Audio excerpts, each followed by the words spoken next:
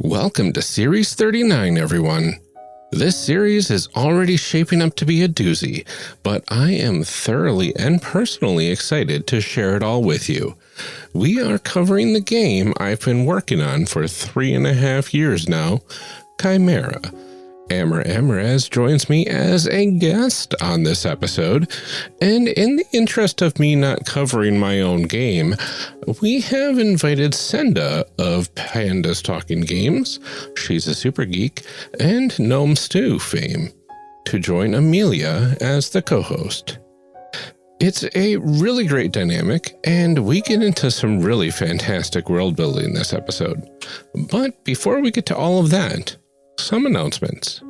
First up, if you like what you hear this episode and series, or have liked what you've heard me talk about for years now, and want to get a copy of Chimera for yourself to try out, you can now gain access to the public playtest edition on itch.io or itch.io, depending on how you pronounce that. If you head to play.chimera.games, you will find a public playtest version of the latest iteration of the game.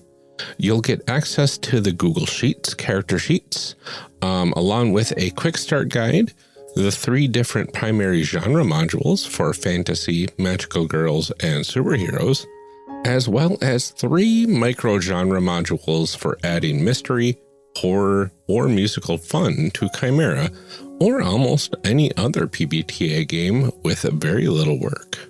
It's a fully playable game and is the culmination of over 3 years of hard work, so I really hope you'll go check it out and let us know what you think.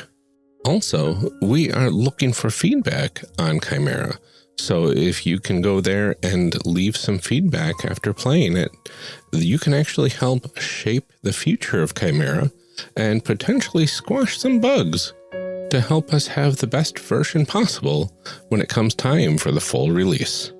I don't think we have any other announcements for right now. This other one was a pretty big one. So head on over to play.chimera.games after listening to the episode and get your very own copy. We will see you right back here after the show for the call to action. Until then, enjoy the show.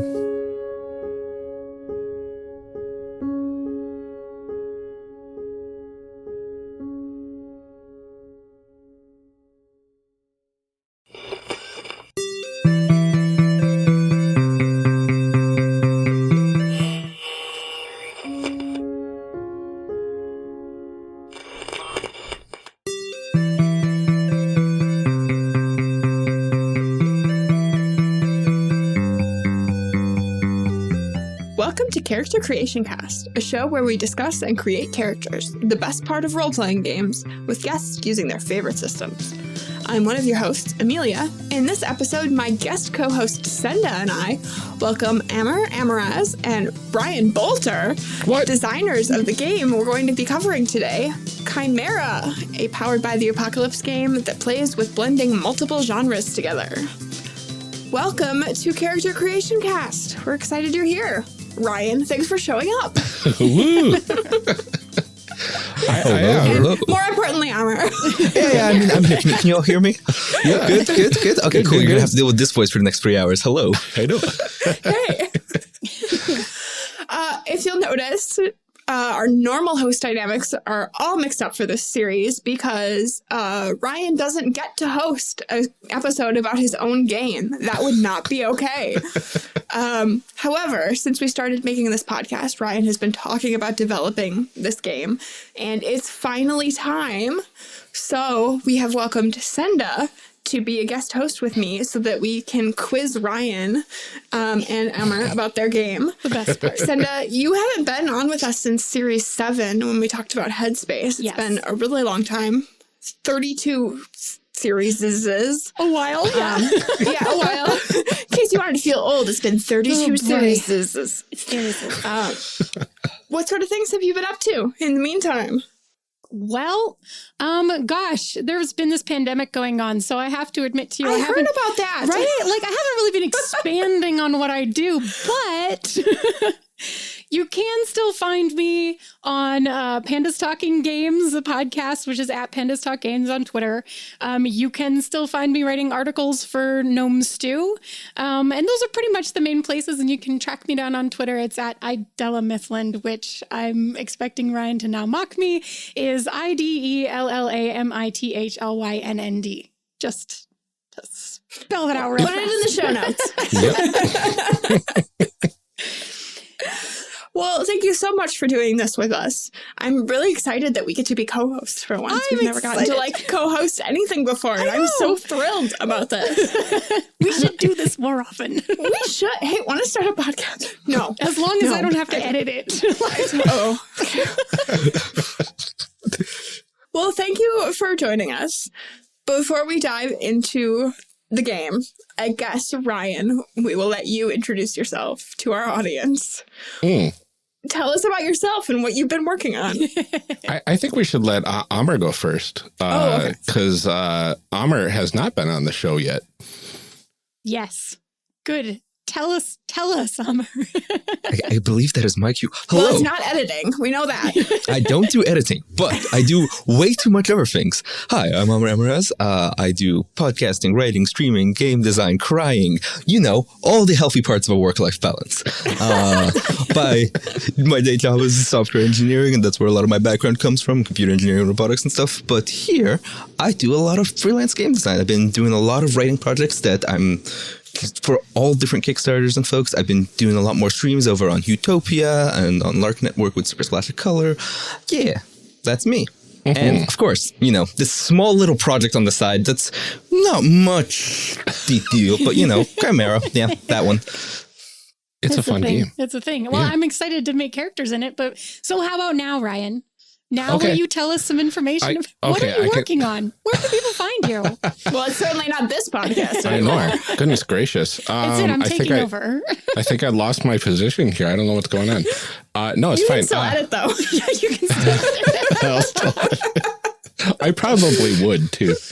Ryan Boelter.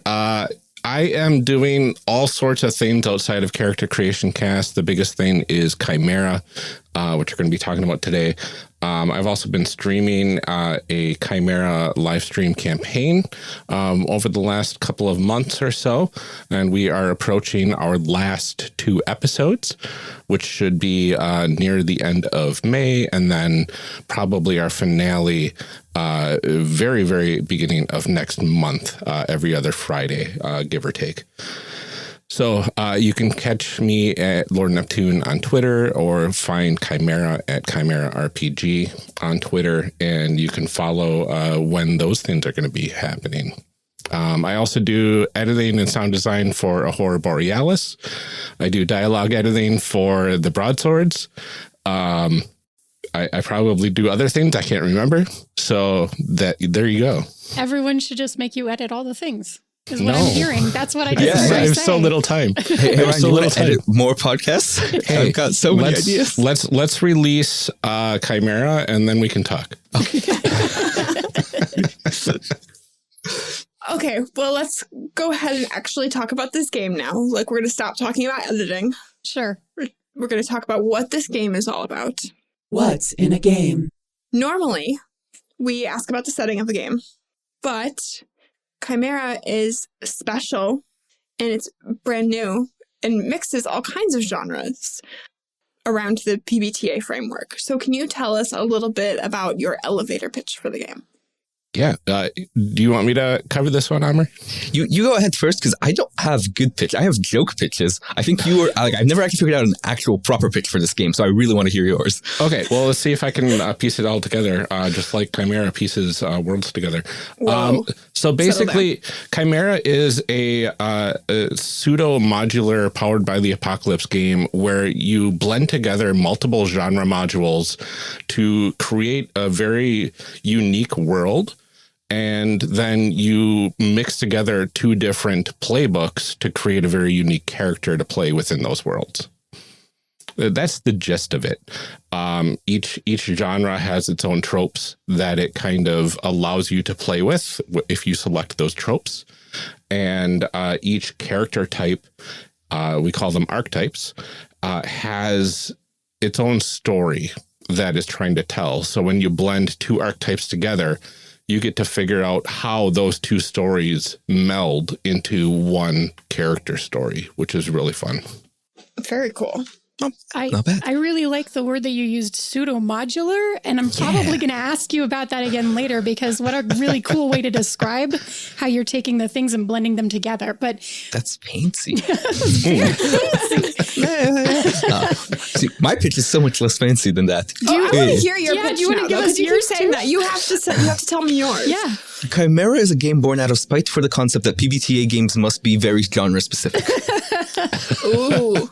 I feel like that's also a good That's pitch. also true, but on the other hand, It tells you so much less about the game itself. but it also, like, it feels inaccurate because I don't know that Ryan has ever done anything born out of spite. Oh, you'd be surprised. I just can't imagine, like, Ryan being like, I hate you PBTA so much, I'm going to just make my own game then. I think it's more challenging the concept that the popular conception that PBTA games are better, because it generally is true with PBTA design. Better when they are designed for specific things. Like some of everyone's favorite PBTA games, even the ones that have been covered on the show, do very targeted genres, and they do those targeted genres well, and they play repeatedly well within those targeted genres.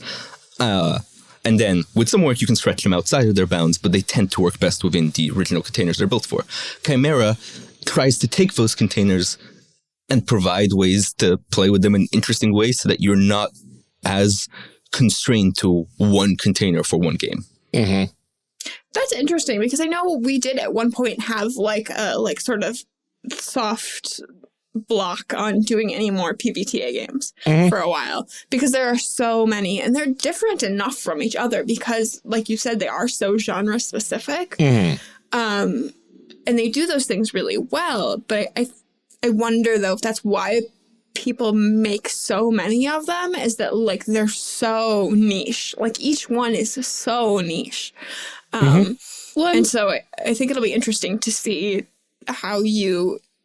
I want to see how you made a game that blends genres, not just a game trying to, like, be 12 genres. You know, like, I want to see how you didn't make 12 games. You made one game that blends those things.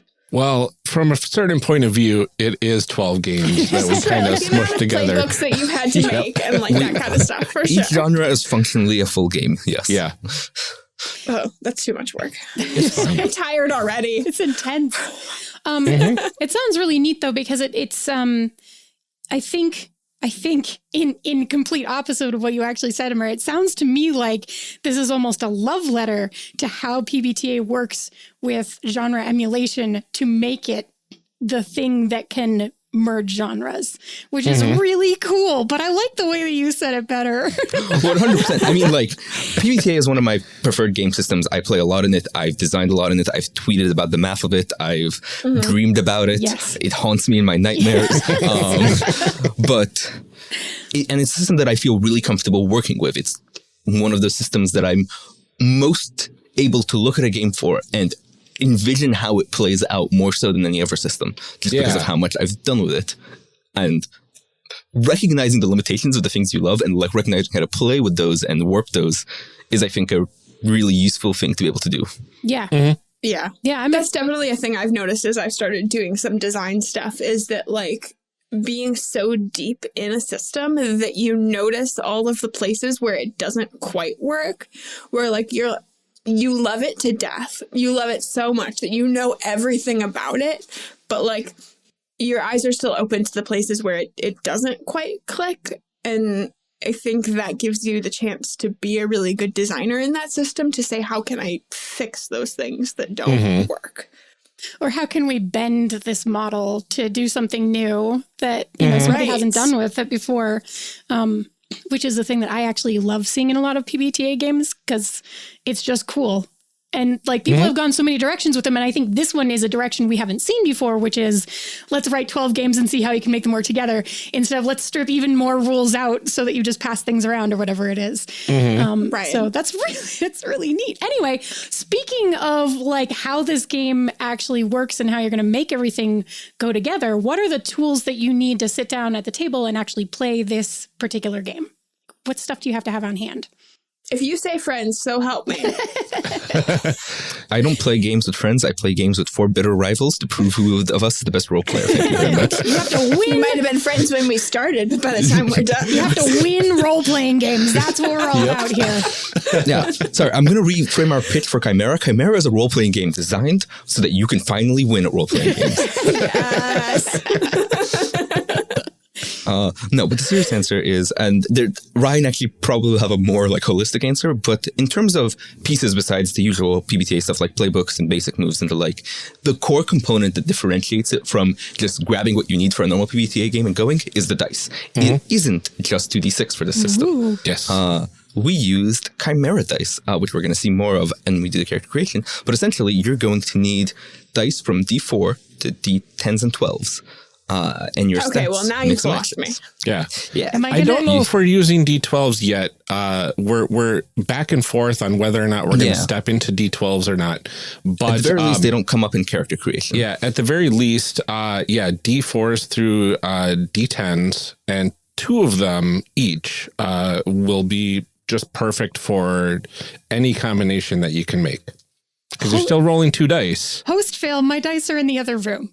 You don't need them. Yeah, actually, I was going to grab mine too. Yeah, though, you right don't outside need the them door. for character creation. Okay, cool. We just assign them for character creation, but you need them during play. Gotcha. Neat. The only other thing you need to play the game is the specific genres you're going to be using during that session. Right now, there are only 3 genres and 3 micro genres that are going to be available for people's use. And you can choose which ones of those you're going to bring. Eventually, our hope is that this is a game that not only has the genres that we will write, but more and more people will pick it up and write their own genres and do their own cool things with them. And so there will be, hopefully, a lot of genres. And obviously, you can't show up with 20 different PBTA games and 20 different genres to the table. So you'd only be bringing the specific materials for the genres your group agreed to play. Right. Yeah, absolutely. And that's what benefits from a session 0, or at least a discussion prior to a session 0 about what genres your group is going to be interested in, because you don't want to be printing all the playbooks if you are only going to be using 2/3 of them, or whatever, depending on where we are in picking up how many major genres there are for Chimera. But obviously, the completionist in you is going to want to buy all of the supplements as they come out and people write them, so that you could have them on your shelf. Absolutely. Or at least have them in your itch or something. You don't need to print them all out. You don't have to print out 100 playbooks, but in your digital library. Yeah. Right. Well, and with the beauty of technology these days too, you can write on PDFs, and you can I've been learning that with my fancy new iPad. I can just color on my PDFs. It's an advertisement for iPad. It does stuff. We've kind of touched on this a little bit, but one of the questions we always ask here is, what kinds of stories and themes is this game meant to explore? Now, mixing genres kind of complicates that. Yeah. The answer is I don't know, a bunch of them, as many as we have written so far, or it's an interesting question, because it really depends on what genres you include, right? Because the main genres that we have right now are superhero, fantasy, and magical girl. Okay, so those are the 3 that we're going to be kind of working with today. And those are the 3 that we're going to be releasing with it that have characters for them. So if you're blending superhero and fantasy, then you're blending some of the tropes from fantasy, depending on what you pick for your world. And you're blending some of the tropes from superheroes. And those are the types of stories. You're going to have a over-the-top superhero, maybe comic booky feel with this grand adventure feel. Sure. As well. But you throw magical girls into the mix, and now you're also having this coming of age sort of story built into this thing, and the mundane life is now more important probably than just fantasy or just superheroes by themselves. Based on kind of understanding what types of stories you're telling, then what do you see characters doing in this game, which again is probably a little bit dependent on which genres you actually end up playing with when you set this up. But like, just using the 3 that you have right now kind of as a starting point examples, what do you see characters doing? Like, Ryan, go ahead and answer, then I can answer both questions at once. Oh, there you go. Yeah. Yeah, so characters, they generally right now are heroes in the game, and they do what is kind of expected in the genres that you're going to be including. So superheroes are going to save people. Fantasy characters are probably going to go on an adventure, and magical girls are going to struggle between their mundane lives and their heroic lives. And it's probably going to be a really over-the-top villain of sorts that you're going to be fighting when you throw magical girls into the mix. And it might get a little goofy as well, which I've noticed quite a lot. But really, your characters are extremely dependent on the genres included and what archetypes that you choose, because every single archetype tells a story. It has story beats kind of built into it, like traditional PBTA games. Most of the playbooks in like your Monster Hearts or your Masks tell a story, or at least the moves will say you're kind of going towards this sort of story for this character type. And when you blend that together with another archetype, now you've got these 2 stories that at first might not seem that they could stick together, but when you're creating your character, they kind of start melding in really interesting ways that sometimes are unexpected to both the player and the GM. So it's really interesting because the story comes from the characters, and a group of these blended characters just tells a really interesting and wild story from what I've seen. Now that Ryan has given the practical answer, I'm going to give the hoity-toity theory answer. Please. So basically, one of my strongest personal beliefs and perspectives when it comes to designing things is that every single RPG is a generic RPG, and there is no such thing as a generic RPG. Basically, you can take the mechanics of any game and use them generally to tell other stories, but also mechanics inherently have assumptions baked into them. They have directions, stories, and the like. Even generic systems do that. The difference between a system like Fate and GURPS and Genesis is what types of stories they are more equipped to tell, or the types of experiences of play they're used to delivering. Fate tends to lean more simulationist and is more about playing with the aspects. Genesis leads to more epic heroic stories. GURPS is a lot more crunchy and a little bit more flexible as a result, but can also be a little bit more gritty for the usual part, right? So on and so forth. Chimera, being a generic system, quote unquote, because it's meant to allow you to do all sorts of things, as long as you have the modules for them, needs to have some sort of core binding to it. And as far as I can tell so far, and hey, just because I'm good at identifying doesn't mean I'm great at adding them to my own games. Chimera focuses on what I personally perceive as one of PBTA's strongest strengths, which is things about relationships, stories and games about relationships and interactions between people. PBTA is really good at guiding towards play that is about connection, about conflict between 2 people, or connections and strength and upholding 2 people together, etc., etc. And that's why, like most popular PBTA games, Pasión de las Pasiones, a game about telenovela, romance, drama. Masks, a game about identity, finding your belonging, your place. Thirsty Sword Lesbians. Need I say more? It was so good. Belonging Outside Belonging, and a lot of the No Dice No Master games, all about relationships, fitting in, etc. And so Chimera allows you to tell any story as long as the focus is towards relationships and the like, or at least it will excel. You could do any story with it, because you can do any story with any RPG if you put your mind to it. But that's where the mechanics of the game bind you to the strongest, at least in my opinion. And so what characters do is whatever they want to do when it comes to having these relationships, whatever their relationships take them. Whether that's you as an adventuring party always having one another's back, you fighting monsters like you do in a standard fantasy story, or maybe the monsters you have to deal with are personal demons or familial struggles or the like. And one of the goals with Chimera, and one that we are constantly working towards with each iteration, is making sure that the playbooks and the moves are flexible enough to allow those different types of stories. Because fantasy isn't really one type of story. Superheroes, you ask me, I tell you I'm telling a superhero story. My question is going to be, okay, is this MCU or MCU Netflix? Is this Watchmen? Is this Doom Patrol? Is this is this Zack Snyder's Justice League? And if it is, please leave, etc. Right? You got to know what story you're telling.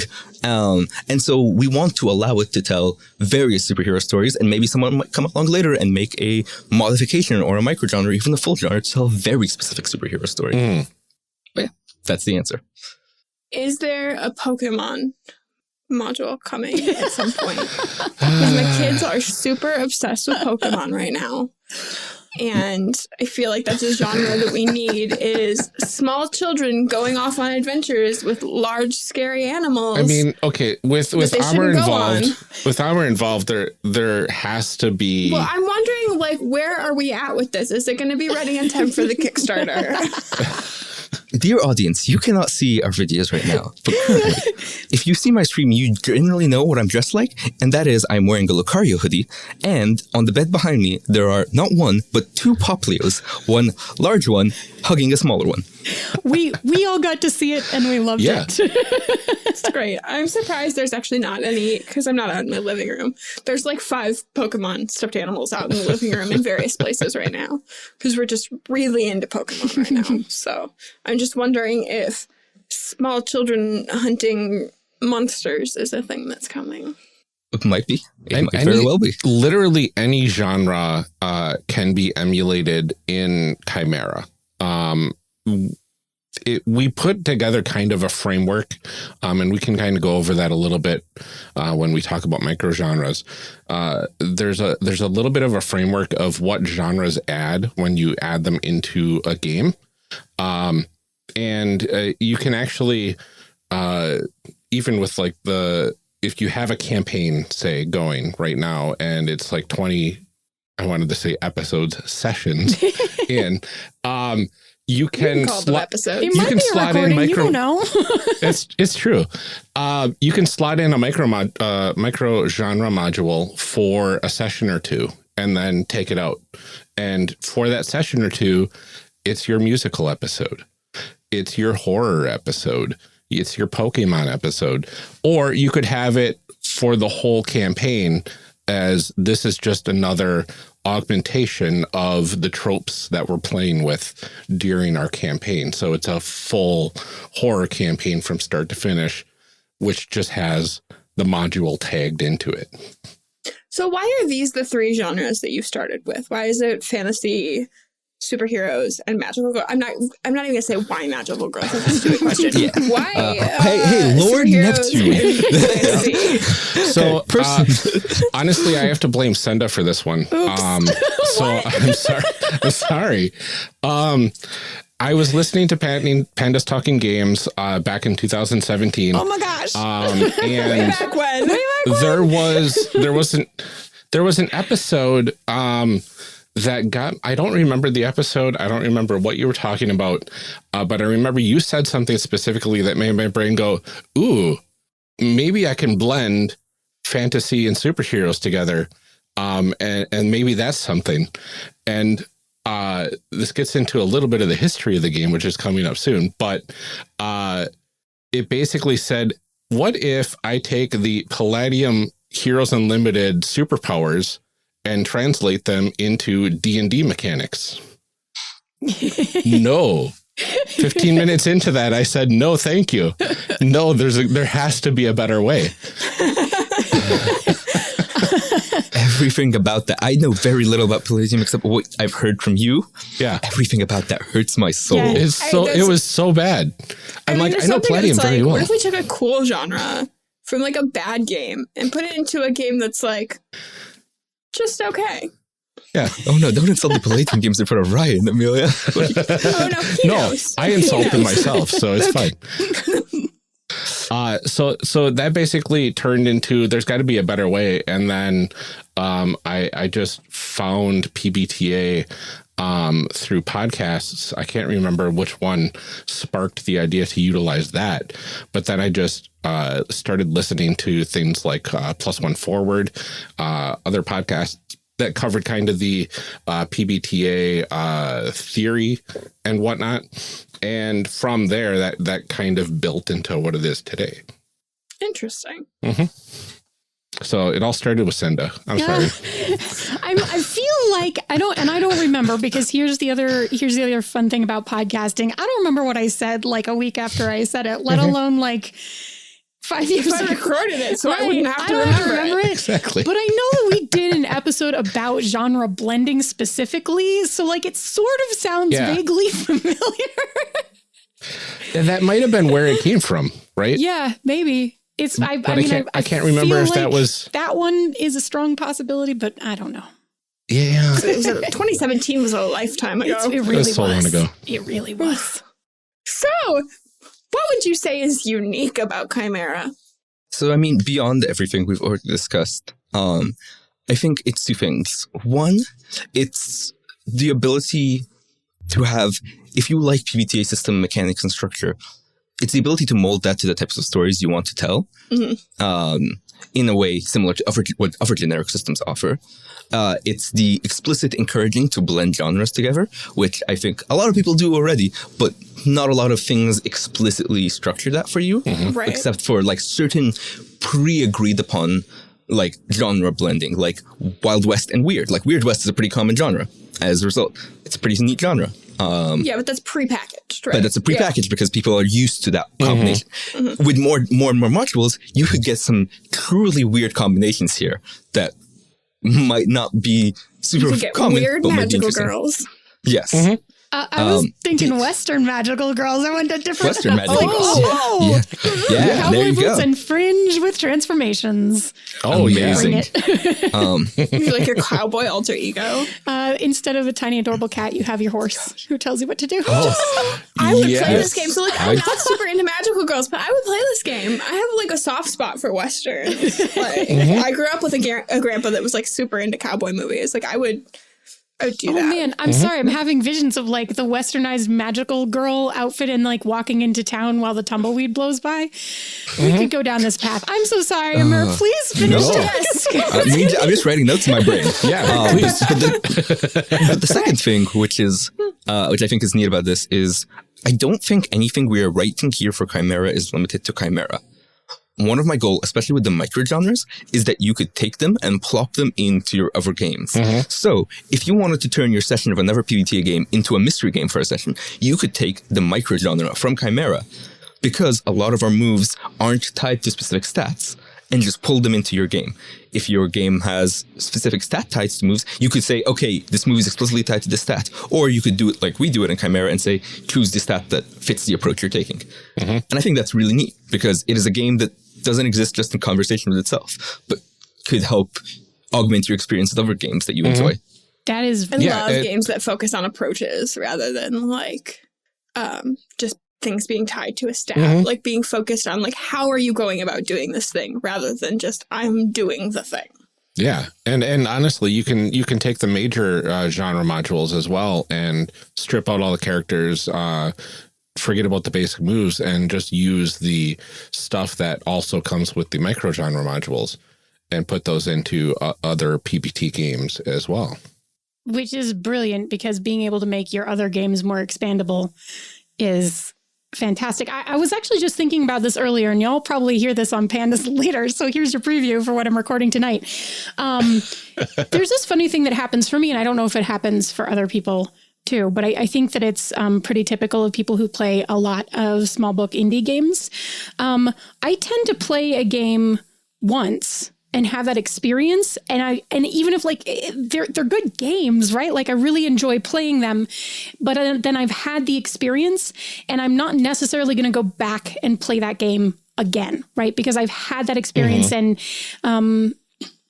kind of like with a movie, if I enjoyed the movie, but it wasn't like my favoriteest movie in the entire world, I mean, I go back and watch it a lot, right? But the idea of either specifically for Chimera or even just for other games, being able to take something and change it a little bit so that the experience changes is really interesting to me, because you suddenly opened up kind of a whole new like replayability window for me. Yeah. Like where I might be more interested in going back and replaying a game that I have already played, maybe a short campaign of or something along those lines, if I can tweak like the direction of it a little bit and have something like that microgenre to kind of tack into it to really change the feeling of it. That's fascinating to me. I think that's Yeah, especially for those smaller games that do have, like we talked about with a lot of PBTA that have that like very niche genre, and like they're meant to evoke like specific feelings and specific types of stories that like, even if you have different characters and you're playing with different friends, you tend to kind of replay some of the same tropes. Exactly. Just because that's what the game is meant to do. And it does those things really well. But yeah, I do think that offers a lot of opportunity to replay some of those things if you can tweak some of those stories and come out with something much more, much different than what you started with the first time. Yeah, I'm super fascinated in that. But we started to go down this path a little bit earlier, and I am excited to hear more about it since I am apparently involved in it in more ways than I knew. Can you tell us more about the actual history of how you started writing Chimera? So like there was the seed of the idea in the Pandas Talking Games, and then it's like... And then it wasn't a D&D game. And it wasn't a D&D game, which is a great idea. Good idea. Love that. Yeah. A+. So where did you go from there once you figured out it was powered by the apocalypse? So once I figured out it was powered by the apocalypse, I did a bunch of research, and the idea kind of came to fruition. I think it was September in 2017. And on a just fevered run of game design of like throw things at it and see what sticks, I put it all together into a playable version by a Catacon in November, which is at the beginning of November. Wow. It was fantasy and superheroes at first. Because that's the original idea that I had. It didn't have magical girls at this point, and it was garbage. But the whole genre blending and world building that came out of that was the core feel that we wanted. Right? Amr wasn't a part of the project at this point. And my original playtesters, which included Richard Kreitz-Landry of the Descent into Midnight fame, they created this fantasy superhero world that was just really interesting. It had this supervillain that was polar bear themed, I guess, and they were punching dire polar bears around with like magic tech power armor, and it was wild. And the rules of the system were just total garbage, because I was basically doing, okay, I need hit points, I need armor points, I need weapon damage, I need armor soak, I need all this. Like halfway through it, you're gonna fall asleep trying to figure out what I was doing back then. That sounds like math, Ryan, and you know how I feel about math. Well, see, Amr and I are both math people, and Amr more than myself, but this was too much. It was horrible. You had to look up charts to see how much damage you did. And then the second play test, which was the following day, we threw all that math out, and it felt better. The funny story is I've never played or GM'd a Powered by the Apocalypse game before playing the first alpha of Chimera, which I GM'd. It's a really different experience when you haven't run a game like that before, right? I had no base. Yeah. I came from Palladium. Yeah. I came from the age of, which is all numbers. Yeah. It's just not how it works. I came from the 90s like mentality of role playing, and it opened my brain, so to speak, to this possibility of role playing that I never knew existed before. And once that clicked, I said, oh, so much needs to change. But the feedback that I got is this genre blending's got legs, run with it. Yeah. So that's what I did. And then in 2019, right at the beginning, I was like, I can't do this myself. I had been talking on the Character Creation Cast Discord about different game design ideas I was throwing out there, and Amr was one of the ones that threw their hat into the ring in terms of helping and whatnot. And I said, I need some help. Who is there anybody that would be willing to? And Amr stepped up. Yeah, I do remember you telling me when you asked them to like help, and you were like, "It's gonna be okay now." Yeah. You were like, "I got Amr to help," and I was like, "Great." So Maybe they can keep you in line. I came here to add more chaos and add more work to this idea, but I'm gonna flash us back in time to 2017 again. When you were still in high school. No. My freshman year of college, I started playing Pathfinder. With some friends as a GM. That was my first ever TTRPG. I GM'd about 3 different campaigns of Pathfinder that lasted from 1 session to 6 months due to various just game-related reasons and also life, because we were college students. And all that entails.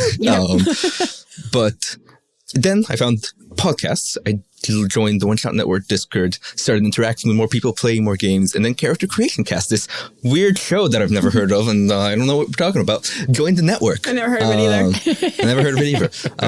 But that got really interested because it was another way to learn about more systems back at a time when I was still trying to discover new systems and didn't know how to do it as well by myself. So I started listening to Character Creation Cast, joined the Discord, and that's where I heard about Chimera from Ryan. And for a good while before I was on, Brian would talk about Chimera a lot in that Discord, and we would talk about ideas. And I was originally going to play test it at Catacon 2018, but then flights happened. Yeah, your flight was delayed. Was that the one you were like there for like a day or something? Your flight was like super late, and like that one wasn't the worst one. You had like lunch and then you left again. That wasn't that one, but that one I did basically was meant to arrive like either Thursday evening or Friday morning. I ended up arriving Friday at like close to midnight. So, but anyways, kept talking to Ryan, met Ryan there. We interacted at over cons. We kept interacting through Discords. We kept talking about that. And that's when I was brought on. And since then, it has been 2 years of throwing everything out and starting over again. We stripped pretty much every genre except for magical girls. And even that we tweaked quite a bit.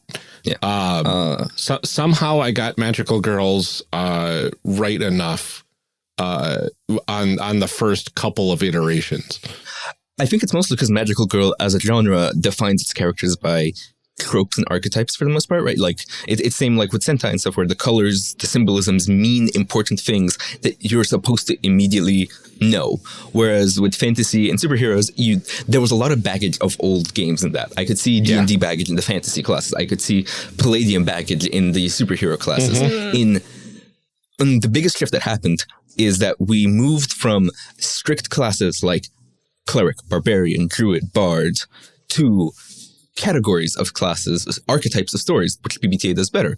Like the one that got pulled out of the barbarian isn't in the current playtest, but we took the barbarian and turned it into the possessed, which is just about someone who is possessed either by something magical or their anger or etc., and fights with that strength. So that could be a barbarian, and that has a lot of the same mechanics, but it also allows telling different types of stories. We did that with all the other classes as well. And so a lot of the moves were taken and repurposed, but we rearranged, and a lot of classes ended up with moves from, or a lot of playbooks ended up with a lot of moves from 3 or 4 different classes. Okay, cool. And some new ones. Yeah. It was fun when Amr was like, all right, I'm going to do the same thing I did to fantasy to superheroes and I was like, oh, okay. We threw out basically all the playbooks and like, okay, here's some moves that worked and here's some that didn't. And then we restructured everything. And I'm like, yes, this works so much better. Sometimes I think it makes a really big difference to have someone with fresher eyes when you've been in a project, in over your head on a project for a long time, to have someone who can see the horizon more clearly than you, like, come in and be able to I think there's something to be said, like, for having a design partner to begin with. Somebody just say, like... I agree. I don't design alone, like, pretty much ever. You're not making any sense. Yeah. But yeah, I think also probably to have somebody come in from, like, outside and look at it. And, you know, because, like, I know I'm working on something right now that's just totally stalled out. And it's like, if we had somebody else look at it, like, they might look at it and be like, oh, here's exactly where you went wrong, rather than us spending the last, like, 6 months just going, this isn't working. I have to ask something. So this is just based on my design experience, because as I just said, I pretty much always design with the same person. So, like, we co-design pretty much everything. But, like, I tend to be an under designer where I'm like, I don't know, don't put rules around that. Just make it fluffy and they can say words. And he tends to be an over designer where he's like, let us put all of the rules in and then we'll take them out when we discover that we don't need them. So which one of you is the over designer? And which one of you is the under designer? Or do you mix and match and share those bits? Gosh. It might not apply at all. I just think it's a cool way to think about it. I want to say that we mix and match pretty well. We kind of bounce back and forth with each other a lot. And I know when one of us is stuck, the other one's usually like, okay, well, let's do this. And then it works. And there's a lot of times that we talk out loud with each other and it just starts clicking after a bit. I don't know if we like go over designy or under designy at all. I don't think it is physically possible to over-design when we are designing 3 games at once functionally. Just any work we do is just the amount of work we must do. Yeah, fair enough. That's fair. Our game design is like a wizard. It's designed as much as it needs to be. Never more, never less. Never more, never less. I think generally, like, the dynamic is, like, if one of us starts an idea, the other person will come in with the fresh eyes to help refine or say, oh, no, it's good as is, or vice versa. Yeah. Right. I feel like that's a really important. One of the things we did for this public play test set we're releasing is we needed to change up some of the signature moves for some of the playbooks. And so Ryan started on that because I was going through changing meds and it was just hard for me to get work done. And despite wanting help, I just couldn't because they just messed up with everything. And Ryan started working on that, figured out the ones we needed to change, got rid of the old ones, started identifying the cores, and started writing a few words into each move. And then took that, and I helped, like, re-angle that in the right direction, and then we both worked together on finishing the moves. And then we got to a point at some point where on a 7 to 9 something, on a 10 plus something, on a 13 plus something else, literally written in the move. And then we were like, okay, we got to figure out what these somethings mean. That was our last move, and we were both very like, we just want to be done. I've been in that place in PBTA design before. Like, we know the structure, but goodness, what words go in there? I think there's a key. Picking words for things is so hard, too. Like, have you sat there with, like, a thesaurus and been like, this is not the right word? No, this is not the right word. Like, we're trying to, like, name a skill or something like that. And it was, like, an hour of, like, what's another word for, like, technique? Yeah. But when technique, you see... But, like, we use that word over here, so we can't use it here. Just wait until you see the attributes and the conditions, because goodness was a thesaurus absolutely needed for those. Yeah. I think there's a really key thing that we actually might have glossed past in your history, which is, Amr, you just mentioned that there is the beta testing, like, public release coming out soon. Oh, yeah. Will you tell us more about that? Like, when? When will people find it? When can they see it? The day this episode drops, which is going to be Monday, May 3rd. Yeah, we're going to be putting that up on itch.io. Which means if you're listening to this right now, unless something has gone horribly wrong on the back end, you can go. Unless Amr forgot to edit this episode for us. What? Hold on. Wait, back to this again. Oh, sorry. Actually, no, that's actually better for us because that means the game will be out long before this episode. That's true. Yeah. That will be a version that we're calling version 7.75, which has all the stuff you might have seen if you've listened to either Ryan or my Chimera streams, with some more modifications based on what we learned in those streams. And it is the version that we're going to be using today. Absolutely. Very cool. Well, before we start using that version today, let's real quick go over like terms and things that we need to create characters so that people can follow along with us pretty easily. Let's talk real quick about the world building part. We've talked a lot about like blending genres and making characters because that's what we do, but we do love world building on this show. So let's talk about that real quick. What's involved with that?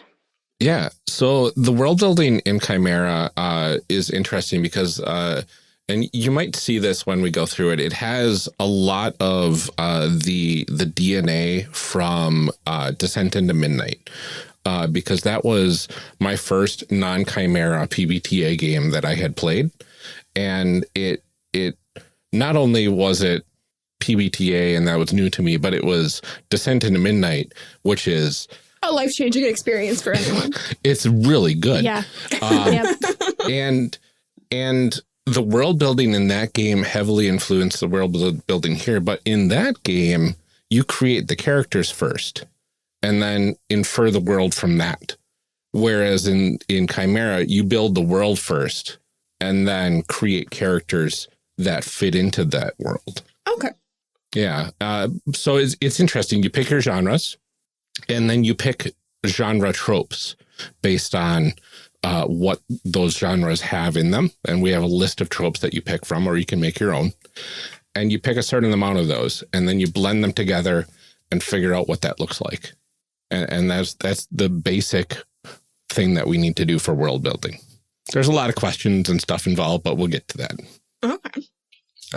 Other terminology that might be useful to know is genre we've been throwing around a lot, and everyone generally has a concept of what a genre is, but it's the sort of big box container for a type of story that Chimera supports, right? Mechanically, it comes with all the pieces you need to build a world and characters and then play the game that might be in that setting or type of story. It's like your little pre-made Lego set. Yes. Yep. Exactly. Pretty much. And then if you take multiple Lego sets, you can build new things with them. That's actually a really good analogy. You can have that one. Yep. For free. Oh, I don't think we could say that legally due to copyright, but you know. I'm pretty sure you can say it's like nondescript building blocks. We're the interlocking building bricks. block. Yeah, we're the interlocking building block bricks of RPGs. Yeah. The kind you don't want to step rolls on. right off the tongue. Yeah. Yep. Playbooks. Let's talk about playbooks. I remember when we first recorded our Masks series, it was like one of the first, it was our second series, and it was like our second recording too. And Ryan kept saying playbooks. They've got to pick playbooks. I had never played a PBTA game before, and I was like, someone explain to me WTF is a playbook. So hopefully by now, if listeners have been following along with us for like 3 years, what are we at, 3 years, 4 years? 3 years? 3 years. We're into our fourth. They know what a playbook is by now. But if they don't, if they're just joining us because they were like, Senda's on this episode. Well, now, what is a playbook? I'm feeling some pressure now. Senda's been slacking in teaching you. It's like Amelia's saying that Senda's slacking in teaching people on what PBTA playbooks are. That's what I'm hearing here. I know, but I have whole episodes about PBTA. Yeah. Right.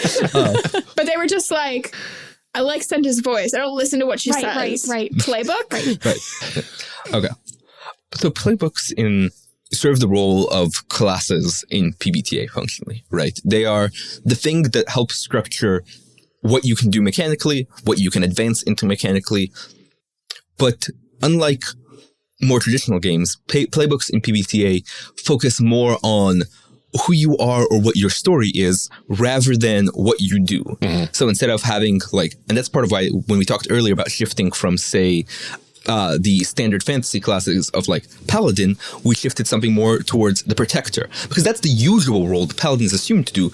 But now we have a playbook that is about that story, and you could play it as a Paladin, you could play it as a Mage, you could play it as a fighter, You could do it as a rogue who just sneaks around and helps protect their friends. You could do it however you want, but that is the set for telling a story about someone whose main goal is to help protect others, right? And in Chimera, you don't have one; you have two. Yeah, right. That's the big part, right?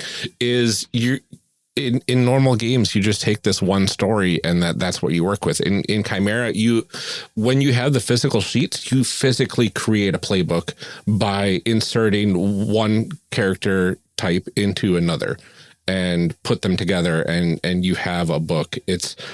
I wish we could do this in person, because it's an experience to physically create your playbooks in this game. At Gen Con in 2019, when I showed Rich Howard this game, Rich said, okay, so let's get these. I've got these different sheets for all the different character types and all that sort of stuff. And I said, Rich, I'm about to blow your mind. Let's fold these people. He's like, I don't believe you. And he said, I said, you fold it. You fold the primary this way. You fold the secondary this way, and you insert the secondary into the primary, and the pages line up. And he did it. And as soon as the pages lined up and he had this little booklet in his hand, he was like, what? I can totally see Rich doing that too, being like so excited about that. It's fantastic. And the way we did it online is with Google Sheets. You select your primary and secondary, and it will automatically create the playbook side by side on your own tab. Which is really cool. So basically, the whole thing with Chimera is smushing the two playbooks together to get one unique playbook for yourself. That's very cool. Anyone who says that smushing is not the specific word, I will fight them for you, just so you know. Because I probably picked that up from you. It's exactly the correct Smushing word. is a right word. Smushing is a good word. I tried looking it up in a dictionary once, and I'm like, what? Shh, No. shh, don't look it up. Everyone knows what we mean. Other than that, we have the standard components of a PBTA playbook. It starts off with your looks, which help structure and guide your thought to thinking about what your character actually looks like. Attitudes, which is what we have for stats in this game. They describe the way you approach problems, rather than specific things about like you physically, etc. Abilities help guide what your character can do in the fiction and how they interact with the world. They are things like superpowers, or what abilities you have as a fantasy fighter, like what's your skills there, or what your transformation grants you as a magical girl. Relationships and backstory, which are going to be used to flesh out the characters. And then moves, which are your specific mechanical tools to affect the story in ways that are unique to your playbooks. Because everyone will have basic moves, because this is a Powered by the Apocalypse game. And those are the mechanics that anyone can use. They are a bit more structured than a roll in a traditional game where, you know, in D&D, you could roll a D20, and no matter what check you're doing, it's one mechanic. You hit it or you don't hit it, and it happens or it doesn't. In Powered by the Apocalypse, you have different basic moves for different situations that tell you what fighting looks like in this game, what getting information about people looks like in this game, etc. And those are the basic moves that anyone can use. And your playbook ones are the ones more specific to you. And then we get into signature moves versus the default moves versus additional moves in the playbook. So every single playbook, every single archetype in Chimera has a signature move. Say you have the Protector as your primary, you're going to get the primary's signature move right off the bat. But the secondary's signature move is locked to you until you advance into it. So that kind of is what matters. So we'll learn about that more once we get into the actual character building session. But then the default moves are moves that playbook gets regardless if it's a primary or secondary. That's like a defining move that could be like the leader for the magical girls. Their default move is you get a magical companion, and this is what you can do with it. Okay. And my horse. I think Yeah, and I think the bound for fantasy has a pact with some sort of entity. That's its default move, right? So we've got those. And then there's additional moves. Those are the, like, you can pick these as part of character creation. You can advance into them. Those moves are also available for picking across playbooks during advancement. So if you advance from your playbook set, maybe you select an additional move from another playbook, and then you can go out and look at all of those. Goodness, I don't know how that works in practice when you've got potentially 18 plus playbooks to look through. It's a lot of playbooks. But we're going to try to create a resource that has all of the available moves sorted by genre. And then the last mechanic we have, which won't come up too much during character creation, is the fellowship pool. But it might be mentioned by some of the moves we use. But it is a mechanic in-game that you fill up when you do things that bring your team together, that you can spend to assist one another on actions and increase the effectiveness of results or rolls. Mm-hmm. That's pretty much the weird stuff, I guess, that we would need to know going into character creation. I don't think there's anything else that we need to cover that we can't cover during character creation. All right. Is it time to do this thing? This thing that we've been waiting 3 years to do? It's time. We've been talking about it. It's been on our list from day one. Somebody else has to say it. I normally say it, and I can't transition without somebody saying it. Let's make some people. There we go. Let's make some people. I feel like I say it a lot. You do.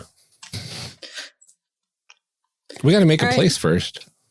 Okay. Well, see, you said to say it, and then I said it, and then you were like, not good enough. How about let's build a world and then make some people. Let's make a place. Don't we have an audio thing for that too? I'm sure we do. I think we do. Let's make a place. Okay. So we have the character sheets that I shared with all of you. It includes the world building worksheet, as well as the character creation worksheet and all sorts of other fun stuff on here. So we've got to pick our genres. That's the first thing that we need to do. Mm. And our genres are, as we mentioned before, fantasy, magical girls, and superheroes. We have to pick at least 2. We can pick 3 if we like. Perfectly fine any which way. I feel like we should stick with 2, just for the sake of it really doesn't not being too confusing. It really doesn't matter in terms of the amount of time it takes, honestly. I am with Amelia. I think we should pick 2. Let's keep it neat for people following along at home. It might make it clearer exactly to see the genres merged together, just for the purposes of shared audio. Yeah. Yes. Cool.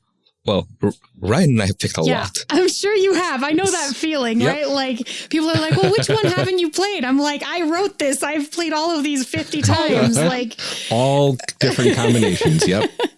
And this is also the hardest part of the game in my experience. So we're going to offload that onto you. Okay. So here's the thing. As listeners will know, I have 0 familiarity with the magical girl genre other than what I have absorbed through Ryan. Mm-hmm. I know nothing about the tropes of it. I know nothing about any of it. That's the lovely thing about Chimera is we give all of that to you. Right. I'm just saying I don't know that I am the person to fully appreciate the effort that you've put into that. Senda probably would. Now, on the other hand, right. On the other so hand. that's totally fine. But you know how some games you're I can tell how much love you've put into this because I can see all of the places where you've done. I will not see all of those places. Just, but Senda, if you would like to pick magical girls, that's totally fine because you will see all of those places. Right. I was going to say that actually I wasn't going to force you into magical girls. If you prefer to just be fantasy superheroes, we can totally do that. I'm happy to. Well, what if we do magical girl superheroes? Okay. I'm good with that. Let's do that. Okay. We eat one each. Since we can't do Magical Girl Western. I know. Come I mean, on. you could easily do Magical Girl Western that. in a Magical Girl Fantasy combo. I think Senda, you and I can write the Western module, Yes, maybe. we'll just get on that part. But if we want to do Magical Girl superheroes, we can do that. That's fine. Yeah. Okay. Cool. So I just checked the 2 boxes for Magical Girls and superheroes on the worksheet. And if you go to the Genre World Tropes page, it unlocked the tropes for Magical Girl World Tropes and Superhero World Tropes. So on this page, we've got 10 different tropes, I think. Is that correct? Yeah, we got 10 different tropes for each genre. And we have to select 6 tropes between these 2 genres to build our world with. Okay. Now, things that are not in the tropes can still be true about the world. Mm-hmm. The tropes are just the things that most directly influence our world building, the things that we want to see in the palette of our world, no matter what. Mm-hmm. Okay. And if a trope makes anyone uncomfortable, you can X out the trope. Yep. You go through the list. Actually, Ryan, we should add a column that is X on tropes to this sheet at some point before we release it. Okay. Just as a note. But yeah, so you can X out tropes that you don't want to see. Mm-hmm. But the way I tend to do it when I facilitate Chimera is each person chooses one trope and then the group chooses the remaining tropes. That way everyone gets at least something they feel excited about. And then there's things that the group as a whole are excited about. Okay. So for the audience at home, some of the things that we have on here for the Magical Girl world tropes, 1 main villain with unlimited themed henchmen is the first one listed. Harmless villains try to avoid killing. The villains fight amongst themselves as much as they do against the heroes. So those are a few of those tropes. And then superhero, we have super villains are a fairly normal thing. Vigilantism is illegal. Superpowers are rare in the world. Things like that. One of my favorite superheroes are pillars of their communities, and superheroes grapple with the root causes of villainy. Mm-hmm. Yeah, there's a lot of good tropes that we can choose from in here. Well, I selected the very important trope.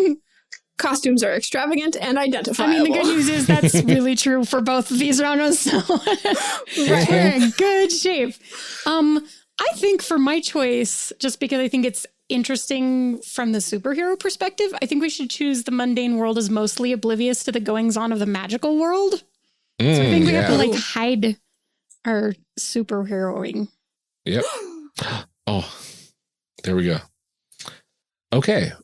So then let's see what do I want on here? All right. What are you thinking, Ryan? There's a lot of them that I haven't really seen in play too much. That I'm kind of leaning towards. But there's also like starting with a hidden base that's really cool. But I don't know. We'll see. I think. Just follow your heart, Ryan. Yeah. Just go for it. You're taking this so much more seriously than you usually. I shouldn't say that. I feel like usually I'm like this one, and you're like, I don't know. You like power game character creation even when we're not playing the game. Yeah, I'm gonna pick your team once lost a teammate to your greatest enemy. Yes. Which is a Magical Girl world trope. I'm going to pick from superheroes. Superheroes are pillars of their community. Oh, lovely. Oh, okay, so now we have 2 more tropes that we need to select. And if we want to talk about them as a group, there's a lot of good options left. Yeah. Can villains have secret lairs? I feel like that's important to me. Oh, I'm always up for villains. I would be cool with that. That seems good. Yeah, I really like that. I mean, it doesn't have to be like one of the ones we select. If we don't want go to, for but it. I do feel like secret lairs are, secret layers. We're in on secret layers. Yep. We got the mundane world, mostly oblivious to the magical world. I always love that trope. It's just entertaining. It is. I'm a fan of a single focal point connects our mundane lives because I enjoy strange coincidences and stuff like that. Yes, that sounds I do awesome. like that one too. All right. Cool. So let's click on that one. So I want to make 2 notes because at this point we have 6 tropes, which means we are done. And the rules say you cannot select any other trope ever again, except you can because it's your world. If you decide that your world is defined by less things, go ahead. If you want to add more tropes because you're super excited about them, go ahead. We find that 6 is a decent number for people to start thinking about what the world looks like. On top of that, we ended up with a balance of 3 tropes in each genre. Sometimes you might end up with a lot more imbalanced. I've had sometimes 5 and 1 as the distinction between the 2 genres. And that just means the world by default leans towards more of the conventions of one genre than the other. And that's perfectly fine. Cool. It could change later on once you start playing in it, but that means the group as a whole is telling you they're more interested in those tropes. Absolutely. So we've got a pretty even split here. So it works out well to have that. If we go back to the world building tab now, we can see that our selected tropes are highlighted up there in the different colors of the genres. Superheroes in red, ventricle girls in teal. In Neptune colors, of course. Yeah. I mean. Gosh, where could that color have come from? I don't know what you're talking about, Senda. One day, Ryan's going to wake up and they're all going to be replaced with Mercury colors. No. I have no regrets. No. I mean, it's fine. I love but it. No. Mercury is my second favorite, so it's fine. I'm a Mercury fan. But All okay, right, so- moving right along. Amelia's just like, Both water is fine. Yeah. So now we move on to the questions phase of world building. And I like to phrase this as we are looking down at the world as a whole and zooming in with each tier of these questions. So we get more and more specific as we go. So the first question is, what is the shape of this world? When you say Like a that, planet? yeah, I'm like, are we talking about like Like, are we talking about like magicians? How like when they zoom out into space, they're like donuts? This Talking is. about that? I was this thinking is like, is this the Earth or is this interpretation. like a Yes. flat, panel riding through space on the back of 4 elephants on the back of a giant tortoise? Like, Right. Exactly. okay, good. I'm just making sure I'm like That's zooming that's- out give some that's the- example that's- far answers. enough. Like literally, right. It's Literally, the shape of a D12. Yes, it is. Okay. if we want a D12 shaped world, we can do that.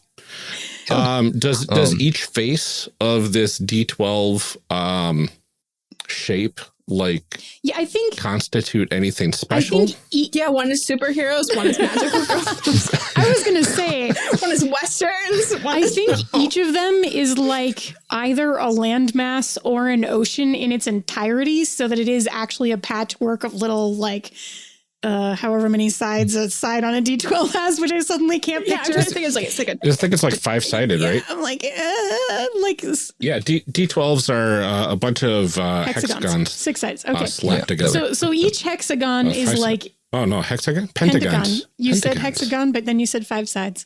I did. I said the wrong word. pentagon. Yeah, they're Okay. pentagons. Yeah. So each Each pentagon on the planet is either all ocean or all like one. It's all one biome. Each pentagon is a single Star Wars biome. style. We're having I got a it. Star Wars biome style. got it. That's where I was going. Yeah. Thank you, Amelia. Yep. Ours is All ours right. a city then? Yeah, like the city. We live in the We city live in the biome? city pentagon. Or is it a suburb? The whole Do we live in pentagon. the suburb biome? So there's only 12 biomes on this Correct. world. Yeah. So there's one city, Oh, and then there's like one ice cap, and then there's like 2 oceans, and then like I don't know. Go from there. The farm, A forest, the farm a pentagon. desert. Yeah, the desert, and yeah, that's it. Like Okay. we can find them as we need them. Exactly. So the nice thing about this question is you can go as big or as small as you want. So Yeah. like we had this D12 answer. I've had, for Cape and Blade, our answer was, we talked about how the world was sky archipelagos and an ocean below it. And another answer I've seen is it's a megacity. We didn't really care about the entire planet as a whole or what the rest of the world looked like. Our world, the shape of it, was one giant megacity because that's the part where the story took place. So you can make it as zoom out or zoom in as you want. on the same day, during 2 different play tests, I had alternate history Chicago for both groups that had nothing to do with one another, where if you put the stories that we told in each session back to back, one could have been a precursor story to the other one, and I had nothing to do with that. That's amazing. It was wild. Yeah.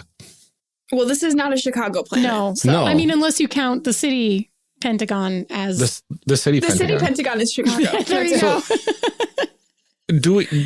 Does this planet have names for these pentagonal grid things? It sounds like you're asking me to name something, Ryan. Well, the city one is named Chicago, Tokyo, London. Cisco. London, Cisco. It's New Chicago, Tokyo, Cisco. Pretty much like that. See, I'm just curious about how gravity works on the faces. Like if you go between the boundary between one of the sides, does like gravity immediately readjust you to the new side? Oh, I don't know. I think that that's a cool I feel thing like for maybe it does. I feel like the edges are like when magnets like oh yeah, the you just poles of magnets, you know, like they don't touch, but then like as soon as you kind of like shift over the edge, then you're fine. I think there's like extreme sports that ride the edge. edge walking. Ooh. Oh yeah. I love People just edge go walking. back and forth like whoop, whoop. Colloquially called walking the line. Oh. All right. This is interesting. So now that we have that sort of thing going, we'll get a little bit deeper. What is the typical technology level of this world? What are we looking at here? I'm torn between like far future and like 1984. I really like 1984. Okay. 1984. Okay, it's 1984. 1984. Okay. It'll be I like funny. 1984 as well. It's a 1984 level I'm playing technology. a game that we set in the 1970s, Landlines. and we suddenly last night were like, blah, blah, blah, cell phones, blah, blah, blah. And then the one player who was paying attention was like, reel it all back, guys. You can't do that. And so anyway, now you have to remember there's no cell phones.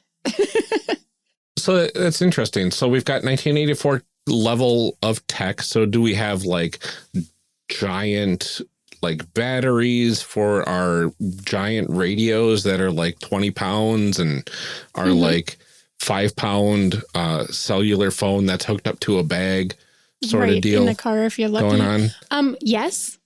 I think we can also define things a little bit differently because I think that's probably standard level of tech for everybody. But for us as if we're in our supers/magical mode, we might have things that are also kind of magic or what feels like future tech in comparison to what's available to everybody else.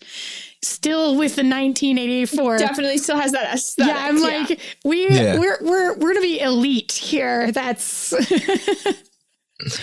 We have cell phones, but the way they work, because they don't have a landline attached to them, is you plug them into ley lines, and then you can communicate through that wherever you are. The ley lines, which run along the edges of the pentagons, and then like come into the center, right?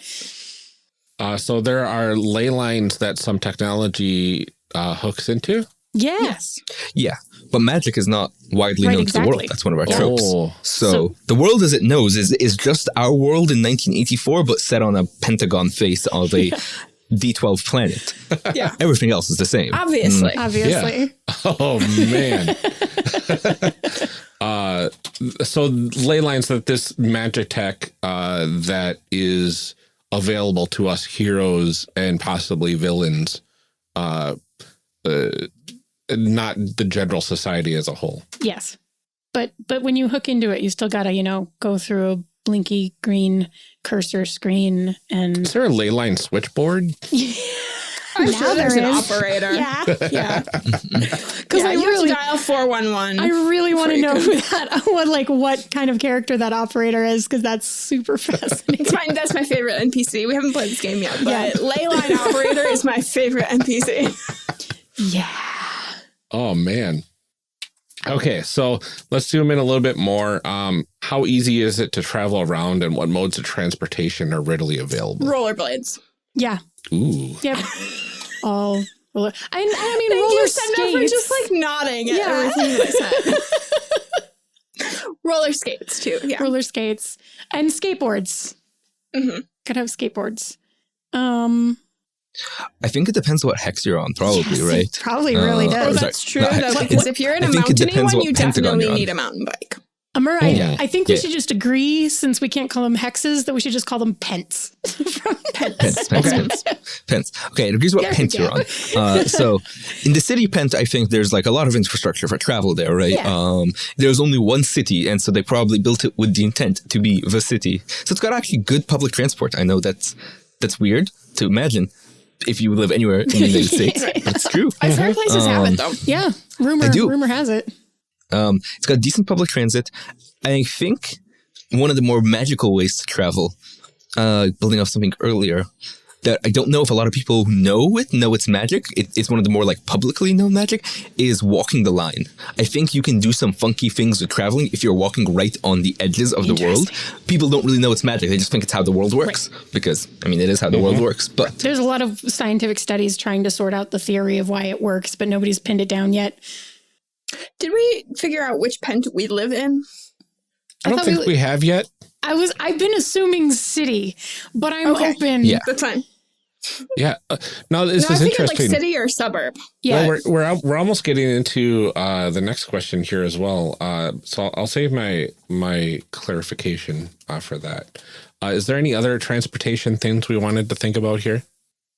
I mean, I think beyond that, if we stick with, my half-remembered 1984 transportation, like, there's cars and boats and Airplanes. Speedboats. yeah.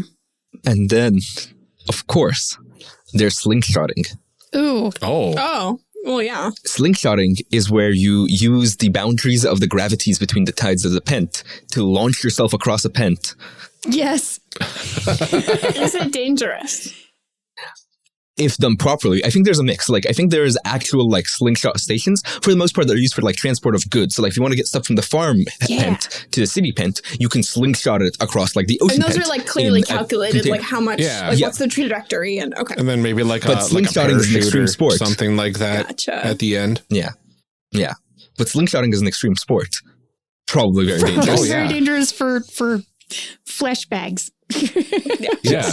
I can see it being like if you go from a certain point along one of the edges to another edge, you could slingshot like yourself from one to the other and be safe if you hit the right spot. Yeah, as long as you hit And it that's perfectly. like a super extreme sport. Yeah. Yeah. Do you think anybody's ever been stuck like just like pinballing around? I think that's part of the reason Or it's an just extreme slingshotting. sport. Yeah. Like, Oh yeah. Because what if you're just like bouncing a forever? multi-slingshot? Yeah. Eventually, friction will kick in, but I feel like one of the first experiments with the slingshot, like, there was just a crate orbiting the pent for a solid couple days before it finally Came down somewhere. settled down. Lost its momentum and Yeah. Is that how rockets work to get into space? Oh, they just like bounce them up.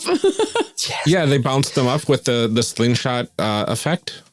I feel like that's more of a lateral move than up though, isn't it? I think if you get enough momentum when you're transitioning from one pent to the other, you could just keep going like perpendicularly to one pent and end up in escape velocity. Yeah. But that probably involves actual jet because engines it attached to it as drops well. off, right? So if you're going up one edge and the next edge is like that, if you keep going straight, you're going right into orbit at that point. Yep. So you could be perpendicular, you could be, parallel to the ground and then orbit the next one if you slingshot it correctly. Yeah. Okay. So we have a lot of 1984 style satellites. Yeah, absolutely. GPS is just starting, which is strange for a penta. I don't know what is a What is the D12? Pentagonal. dodeca penta. I don't know. Dodecahedron? 12 sides. Dopenta. I don't know. What is it? What is a Dodecagon is a 12-sided flat shape. What's a Isn't that 12-sided a string? dodecahedron? Isn't that a dodecahedron? Questions So there we we didn't go. expect to have to answer today. Math quiz. Yep. How well do you remember your 7th grade math class? I was homeschooled. All right. I don't remember, so. So we got the travel methods out of the way. Now, what does the typical civilization look like in this world? Well, I think it depends on what pent you're in, right? It very much does, yeah. Right. So my question was, like the ocean pent, is there a civilization there? Are they underwater? That's where Descent into Midnight takes place? Yeah, right. on the water pent, the ocean pent. Yeah. Or one of them, because there's probably like a warm Caribbean ocean pent and then like a cold Arctic pent, Yeah. Cool. I think it would be coolest if, yes, there was some sort of civilization there. Do you want... I think it would be even coolest just if I didn't have to define what it was. Okay. That's fine. I mean, just saying that it's there is enough to expand on in play, right? Yeah, I think that people don't really interact a ton with other, like, because of the ways that the lines are. I think, like, yes, you can travel, but it's sort of like scientifically complicated or dangerous, right? It's like one or the other. I'm getting I think people don't do a lot of like visiting. Right. I'm getting a very SimCity vibe to this whole thing, where like your city in SimCity is like a square of whatever geography, and there are other things outside of your borders that you never really see, but you kind of affect one another through trade and pollution and all that other fun stuff. It feels very like each pent is its own thing, doing its own thing, and sometimes they'll have interactions with other pents, sort of deal. I mean, I think there's a certain amount of like, food has to be passed around, and like there are resources that have to be passed around. So there is enough of a relationship between all of the pents. I guess there's some sort of world government managing this. Because I don't know how else you could make them all like actually function together. Otherwise, like the ocean could just be like, no more fish for any of you. Like, I don't know. We don't really have like a great world government right now, and we still manage trade okay, right? I mean, it's not like the UN does anything. Yeah, but it's also not like one country exclusively owns the food source for the entire world. Fair. Yeah. Which we are potentially talking about here, right? That's like, true. Right. That's I true. mean, we did create a farm biome. Yeah, like if the farm biome pent doesn't feel like sharing with everybody, yikes. That's an issue, right? Right. Okay. So it has to be a somewhat functional world government. Yeah. So we're talking like maybe like European Union style. Yeah, like, yeah. Everybody's opted in. Yeah. Everybody's on There's board. taxes. This is how it works. It's slow bureaucracy that doesn't really get anything done, but it also stops things from getting done. Right. So. And it means that each pent, there's something that they actually do and contribute that gives back to the other pent. So like maybe in the city, it's the technology, and then they send that back out, and et cetera, right? So Yes. So there's something. They all do something. Okay. There's no just like leeches. Except for rock pent. Well, that's the one that they use for all of the scientific experiments. That's for like mining and stuff. Oh, though. yeah. I feel like that's where you get a bunch of natural minerals from. Yeah. But yeah, it generally feels like then we got a system there built on like everyone sharing with one another because of mutual need for what the others can provide. Absolutely. That sounds nice. Yeah. It's an interesting world that we're building here. So who populates this world? Typical humans, something else, a mix of multiple types of ancestries. What sort of beings are we thinking about for the different types of characters that inhabit this world? Okay, so you ever play like an old video game where everyone looked like they were made out of polygons? Yes. Oh, like that's not a serious answer, but also like how old is old to you though? Okay. One of my favorite I mean, one of my favorite PlayStation 1's games was Kingsfield, and it was a 3D first person fantasy game, and all of the NPCs were just these blank faced polygons.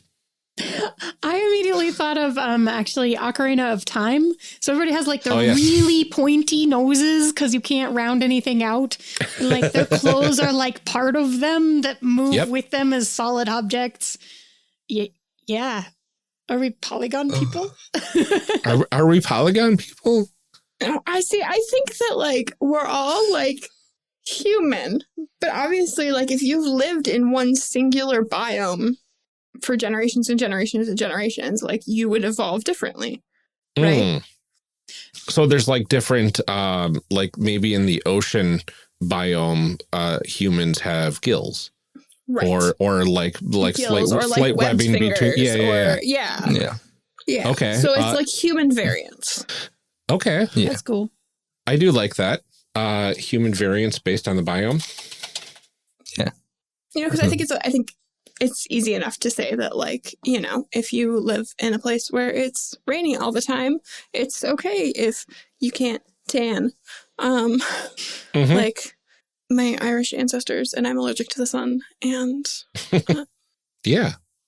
look, some people were not meant to be outside, and It's some true. people are, and that's okay.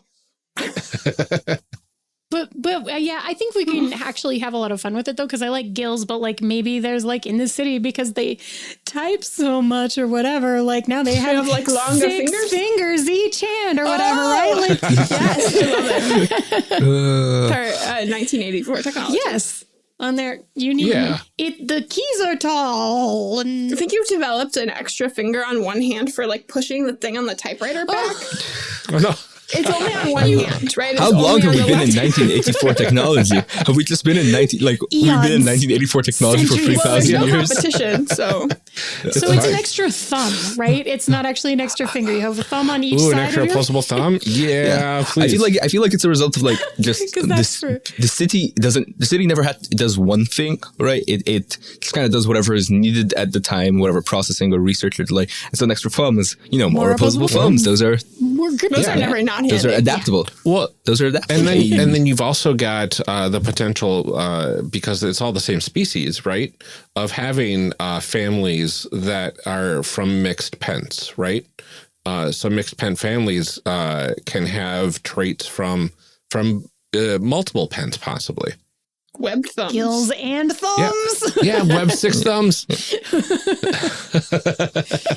So I like that there's a potential for a wide variety of Star Trek-esque characters here. Yes. Which I like because we can keep the makeup budget low, right? Like, Right, Yes. right. Yeah, it's like they're all like vaguely human. they're all but pretty we much just human. have to, like, sometimes what- they just have forehead ridges, right? And sometimes they have pointed ears, and sometimes they have gills, and sometimes they have, an extra thumb. I like it. So the final question before we get to character creation, how are people typically governed in this world, and how do normal citizens feel about the government? So we already kind of touched on this a bit, right? Each pent is self-governed, but then there's a like overarching world government body of sorts. supranational organization. Yeah. So how do people feel about this? And is there anything else that we want to add to it at all? I feel like it would be really nice if people were like pretty okay and the government was doing an like okay job. Yeah, that would be a nice I change. feel like that would be like a really nice part of like my fantasy role playing situation is that it's a competent government that people are okay with. that they understand its limitations. Like, That's the fantasy world I want to live in. yeah. Okay. So I think the way it generally works then, if we go with something like that, it's probably like there are representatives who compile information about their pens, right? There are people who are in charge of gathering it all because like no one can know what is happening in all other 11 pens. So you have groups of people who are responsible for gathering that information, gathering reports on what is needed, what is being output, etc. So the other pens can stay on top of it. But any decisions that affect the pens is done by everyone votes. Everyone in all pens vote to represent their pen. But like efficiently. Yeah. Like, I think we could actually even say, so that we know there's an even number of pence, right? Because there are 12.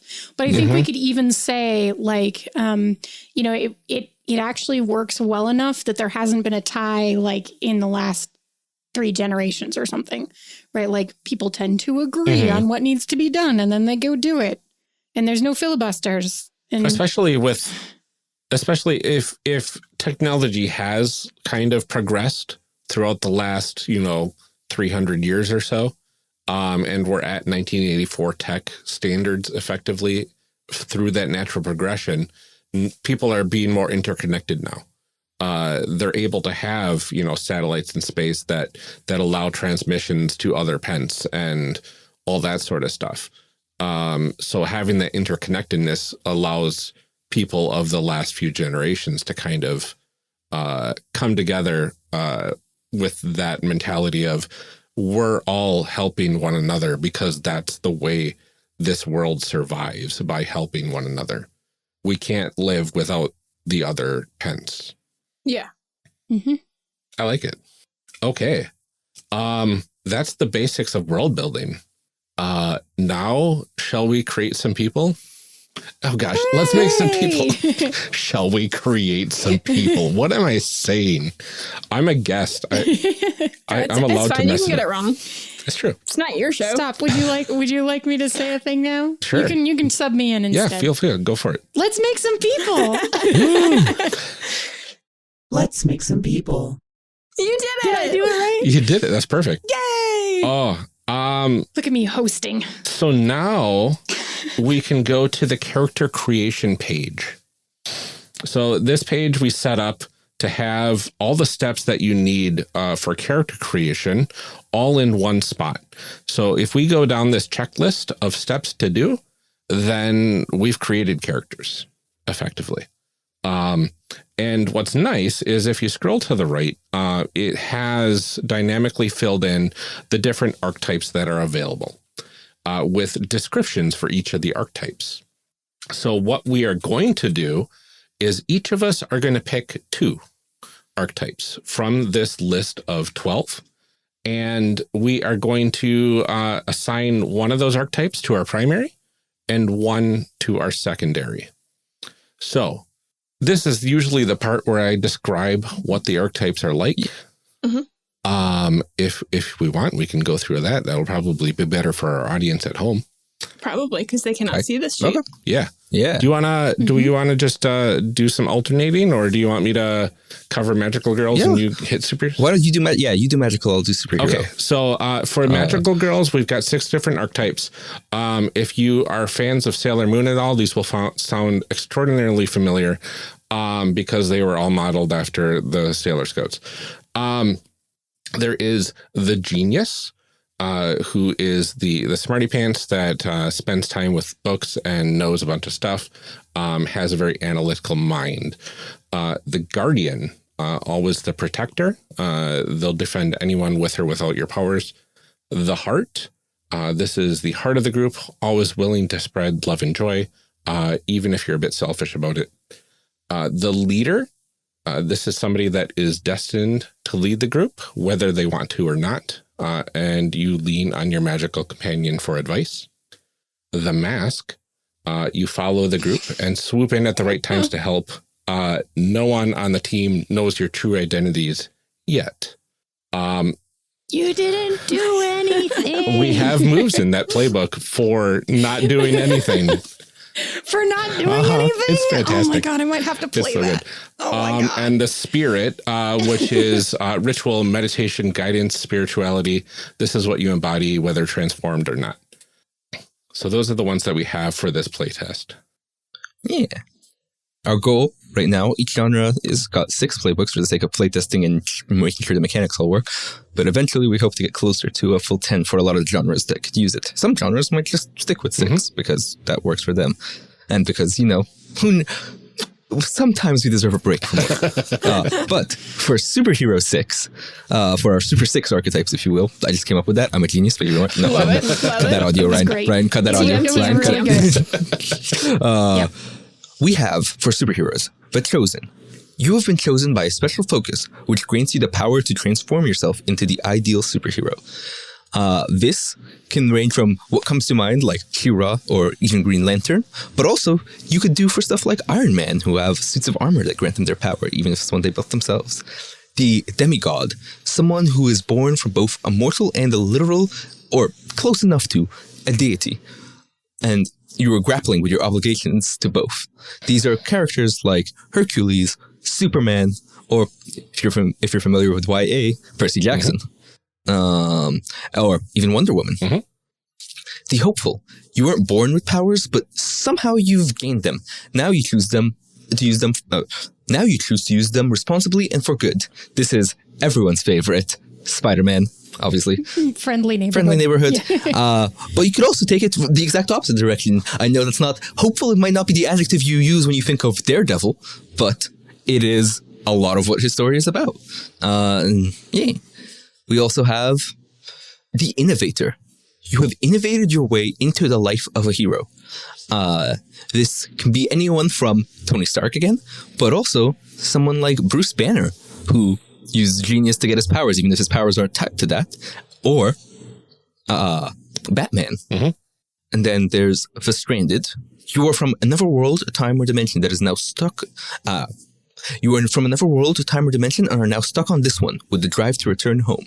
And this is explicitly about someone who's from somewhere else struggling to go back. So Superman generally doesn't have stories about wanting to go back to Krypton or trying to find his family. Some plot lines are, but not always. So this is more for someone like Martian Manhunter struggling with his connection to Mars constantly, or some iterations of Harbingers like Cable. Mhm. And then finally, you have the weapon. You have been created or trained to excel at combat. These are your Punishers, Black Widow, Green Arrow, etc., etc. So those are the 12 we have to work with. You don't have to, at this point, know mechanically what each character does. You just have to kind of pick based off of the feel of what sort of story each archetype tells.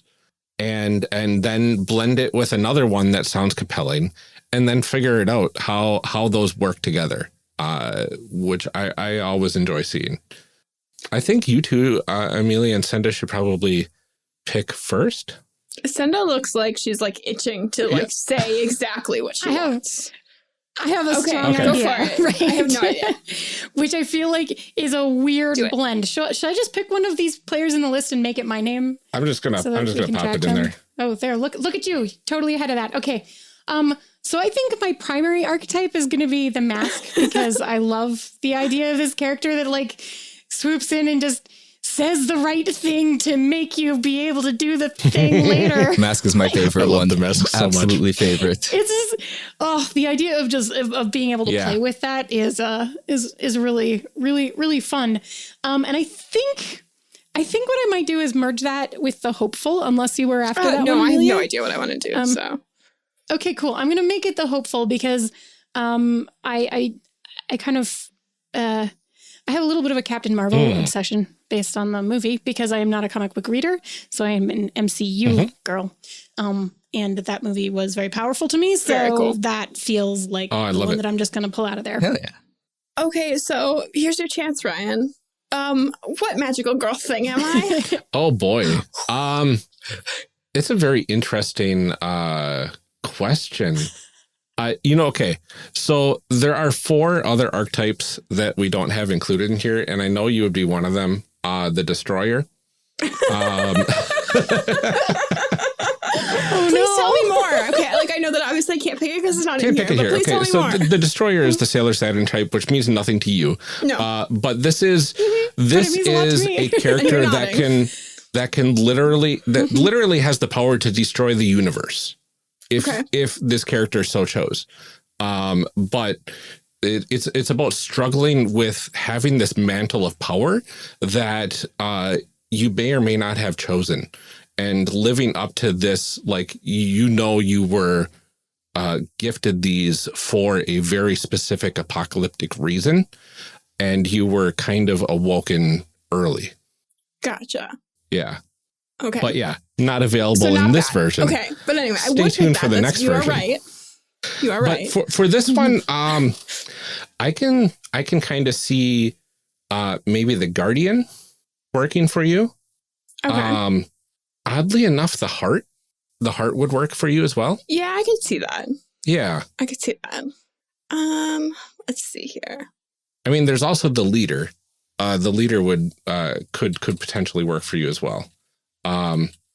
Your organizational skills would translate well to the Genius. Okay, so really any of them now is what you said at this point. Right. Yeah, Honestly- really any of them. Yeah. I gotta pick. Sorry, I didn't You narrow didn't it down. actually help at narrowing all. this But down at honestly, all. There's one that's not here that would totally be you. Yeah, I would say But- between the Guardian and the Heart, Yeah. probably. All right. I gotta pick a superhero one too. You Now- two can pick two while I'm choosing. I Yeah. don't know what I want. Now, so that's feel one thing free to keep in mind. You don't have to cross the genres either. You could pick two magical girls or you could pick two superhero types. Ooh. I liked crossing genres because that was the fun, like, let's Yeah. mix it up that I was going for here. But that is cool. So if you were more specifically interested in just one or the other, And could be like, no, I'm only in superhero and if you're genres. leaning into the magical girls like completely, you could be two magical girl types and just go wild with it. I am assuming that once an archetype is chosen, nobody else Correct. can choose that. Is Yep. that? Yeah. Generally the rule. Yeah, I mean, again, rules are made to be broken. If you at your table want to have two of the same archetype, you can. But Sure. I had a feeling you were going to choose Demigod. Yeah, I think I'm gonna go with Demigod. But the guideline. Demigod is like the powerhouse character archetype. And then I'm gonna go with the leader. Ooh, I like it. I do love Nice. being in charge. Yeah. Goodness gracious. I have to choose a magical girl archetype. Otherwise, what am I even doing here? Why are you even here? I mean, I don't know. This is it's Why like did you even write literally this my game? whole Jeez. shtick. I'm like, should I do two superhero archetypes? I find it mean, funny though that Magical Girl was not the genre you started with. I think I just assumed it was because I knew that it was one of the ones you had, and how could it not be where you started? there was a point in development where I said, "Why not magical girls?" mean, that makes I sense. just I mean, created it. really. So Why not me, man? why do I have to limit myself to two genres? This is silly. No. You don't. and that was our first Yep. mistake. I'm gonna go with the spirit. I think mainly because it's one of my favorite signature moves that we have. So I'm gonna choose that. I'm in the wrong one here. I think I'm in row 8. There we go. And I think I'm gonna take that as my primary. Okay. Ooh, and I'm gonna go stranded for my Okay. secondary. Shocked. Ooh. Cool. So I think to showcase a little bit more, I'll go with double superhero. Ooh. Nice. So I will take the innovator as my primary and the weapon as my secondary. Oh, nice. Very cool. Call to action. Yeah, like that. I am consistently blown away by the ideas for worlds and characters that people come up with for this game. And this session was no different. A D12-shaped world with unique gravitational effects along the edges is so good. I can't wait until you all hear the next episode. Until I let you go and get to those credits and show blurbs, we have just a quick couple call to action items to leave you with. First, I wanted to personally thank everyone who left ratings and reviews on Podchaser last month.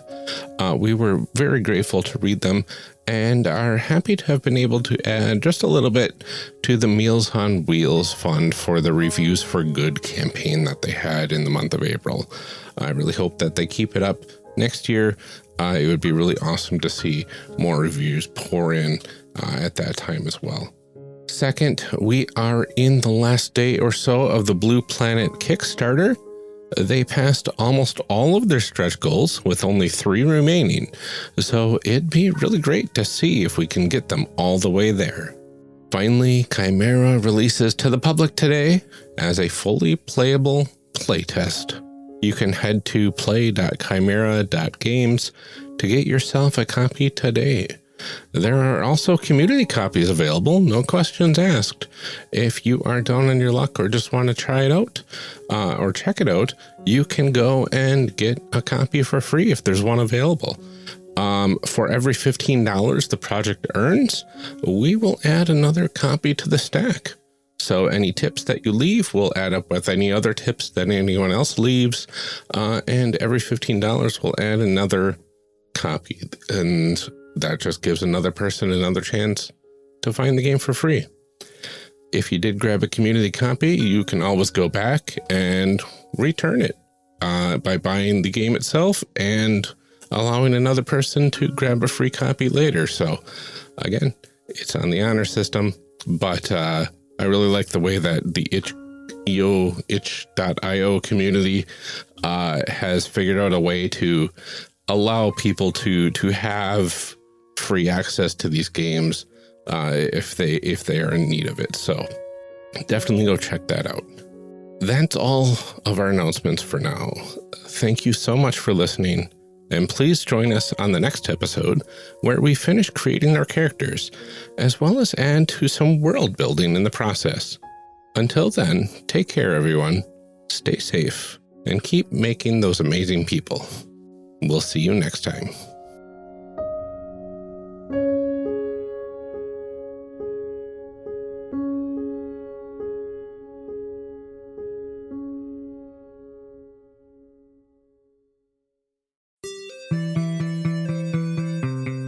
Thank you for joining us for part 1 of this character creation series. We'll be back in part 2, picking up right where we left off. Character Creation Cast is a production of the One Shot Podcast Network and can be found online at www.charactercreationcast.com. Head to the website to get more information on our hosts, this show, and even our press kit. Character Creation Cast can also be found on Twitter at CreationCast or on our Discord server at discord.charactercreationcast.com. I'm one of your hosts, Ryan Boelter, and I can be found on Twitter at Lord Neptune or online at lordneptune.com. Our other host, Amelia Antrim, can be found on Twitter at Ginger Reckoning. Music for this episode is used with a Creative Commons license or with permission from the podcast they originated from. Further information can be found within the show notes. Our main theme music is Hero Remix by Steve Combs and is used with a Creative Commons license. This podcast is owned by us under Creative Commons. This episode was edited by Ryan Boelter. Further information for the game systems used and today's guests can be found in the show notes. If you'd like to leave us a rating or review, we have links to various review platforms out there, including Apple Podcasts, in our show notes. Also, check the show notes for links to our other projects. Thanks for joining us, and remember, we find that the best part of any role-playing game is character creation. So go out there and create some amazing people. We will see you next time.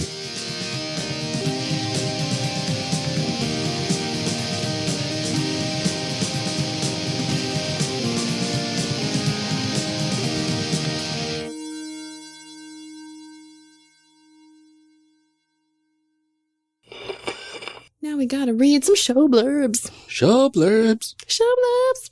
Show blurbs. Show blurbs. Character Creation Cast is hosted by the One Shot Podcast Network. If you enjoyed our show, visit oneshotpodcast.com, where you'll find other great shows like A Woman with Hollow Eyes. A Woman with Hollow Eyes is a podcast adaptation of One Shot's live-streamed dramatic Invisible Sun actual play. Discover a world of magic, secrets, and supernatural civic disputes in our unique take on Satyrine. In the first season, James D'Amato, Kat Cool, and SNL writer Alan Linick are led on a mind-bending adventure by GM Darcy Ross. Even if you already saw the streams, you want to listen to this podcast for the incredible soundtrack, composed and edited by Will Levendahl. Get it by searching for A Woman with Hollow Eyes or Darcy Ross on iTunes, Google Play, or your favorite podcast app.